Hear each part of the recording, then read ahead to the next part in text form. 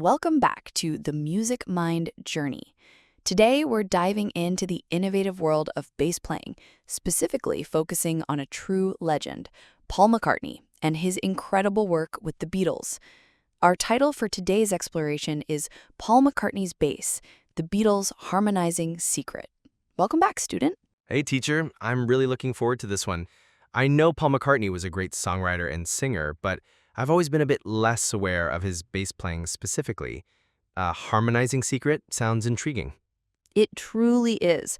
While often overshadowed by the frontmen and guitar solos, Paul McCartney's bass work was a crucial element of the Beatles' groundbreaking sound, especially as they evolved.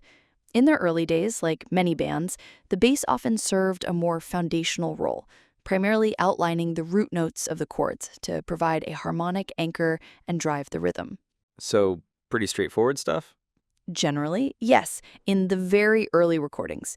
Think about songs like Love Me Do or She Loves You. The bass is solid, supportive, and keeps time, but it largely sticks to the root of the chord. This was typical for the popular music of the time.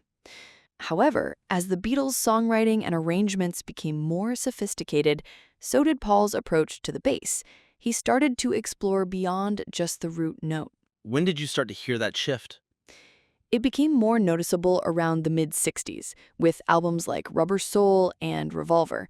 You begin to hear the bass lines becoming more melodic, almost like another voice within the arrangement.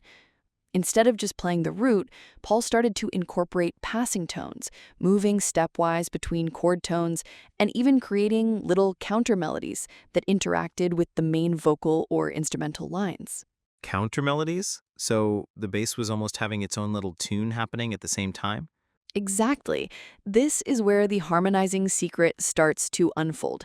By crafting these more melodic and active bass lines, Paul wasn't just supporting the harmony, he was actively shaping it and adding new dimensions to it.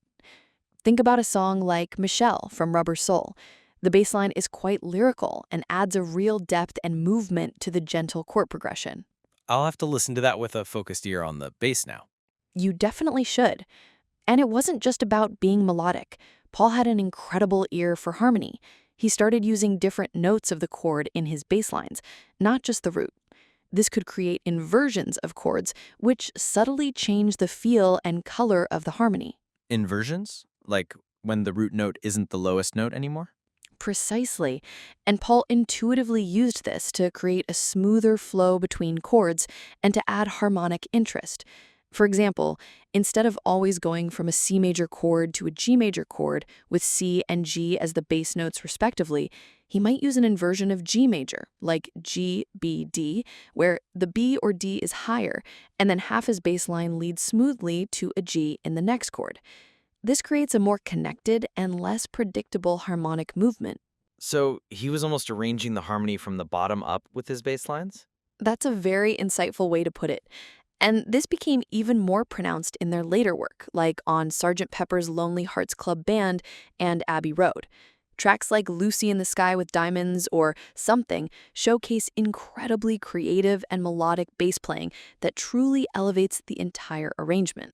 I remember hearing that he often recorded his bass parts last after all the other instruments were down. Did that play a role? Absolutely. The story goes that in the later Beatles era, Paul often preferred to lay down his bass tracks after the drums, guitars, and vocals were recorded. This gave him the freedom to really listen to what was already there and then craft a bass line that would complement and enhance those elements. He wasn't just filling a predetermined slot. He was actively arranging and harmonizing with the existing instrumentation. It allowed him to think more orchestrally about the bass. That makes so much sense. If you record the bass last, you can really hear what's needed to tie everything together and add those harmonic nuances. Exactly. He could create counterpoints with the vocal melodies, rhythmic interplay with the drums, and harmonic support that went beyond just playing roots. His bass lines became an integral part of the overall texture and contributed significantly to the Beatles' unique and enduring sound.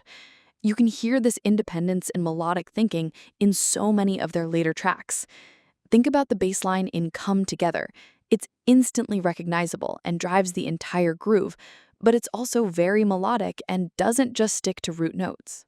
So, Paul McCartney's harmonizing secret wasn't just about playing the right notes.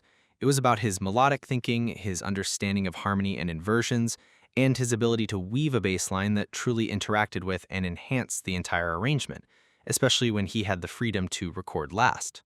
You've summarized it perfectly. He moved the bass from a purely supportive role to an active, melodic, and harmonically rich voice within the Beatles' music. By listening closely to his bass lines, you can really uncover a key element of their innovative and enduring sound. It's a fantastic example of how a bassist can contribute far beyond just the fundamental notes and become a crucial part of the arrangement and overall harmony. This has given me a whole new appreciation for the role of the bass and for Paul McCartney's musicianship. I'm definitely going to go back and listen to those Beatles albums with a much more focused ear on the bass lines. Excellent! That's exactly what the Music Mind journey is all about, uncovering these fascinating layers within the music we love. Thanks for joining me today as we explored Paul McCartney's bass and its harmonizing secret. Until next time, keep listening and keep exploring. Thanks, teacher.